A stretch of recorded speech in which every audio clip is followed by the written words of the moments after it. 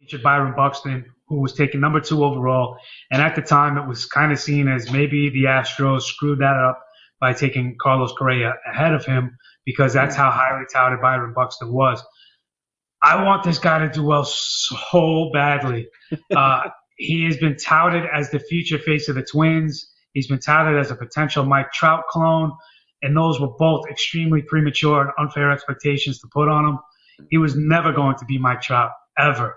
Mike Trout wouldn't comp to Mike Trout if he was coming up through the system right now. But yeah, he could be serviceable and very good.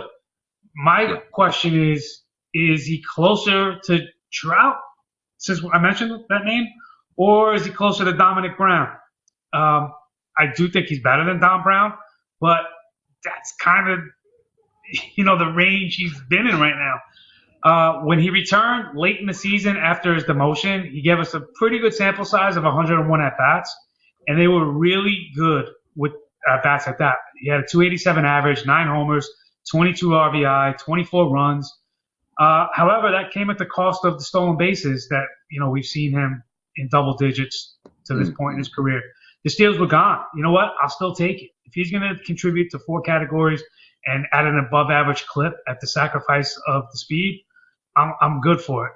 The thing with that, though, is he's just so athletic and fast on his own that if he's playing a full season, he's going to back his way into double-digit steals. So I don't even see that as being an issue. I'm not worried about that. I'm more concerned with the actual at-bats themselves. And as I mentioned, the 287 average, he showed the power. And, this was in, 30 games at the end of the season.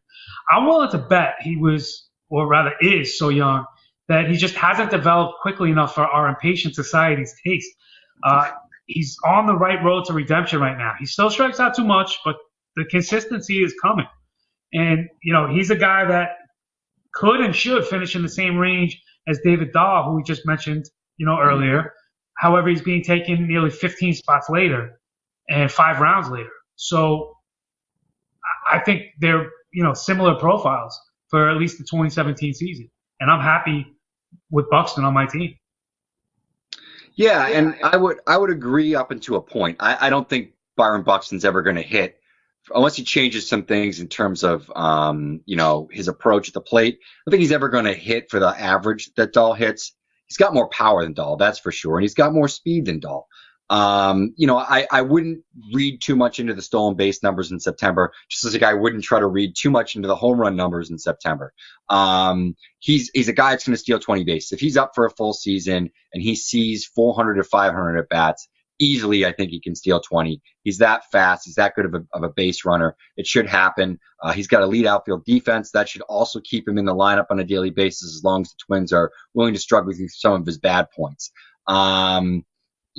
That big September, I think, has a lot of people buying in, but there are still some people who are skeptical. So he's a risk-reward pick, like I think pretty much everyone we're talking about today kind of is. But I'm willing to take the risk. I actually drafted him in a redraft draft last night as my third outfielder behind Desmond, and then my boy Benintendi. So I like the setup there. The 287, 357, 653 slash line with 9 homers in September isn't indicative of who he is. He had a 36% home run to fly ball ratio over that period. So he was just, letting it loose. I know that they were trying to make him a little bit more of a slap hitter, and trying to get him to do something he does not do well, which is go to the opposite field.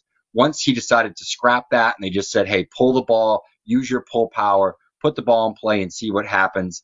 The results came. So hopefully going back to his sort of grip it and rip it approach, hopefully we can get some of that upside, the power speed upside, and he can learn to hit the ball the other way and make some adjustments because of how young he is and how talented of an athlete he is. I'm still buying in on Buxton, so I'm with you there. It's going to be interesting to see what he does in the first 2 months of the season after just absolutely exploding in September. There is a lot of risk there. There definitely is a lot of risk, and I would expect him to end up hitting 230, 240 this season. If he hits 250 or above, that's a huge bonus.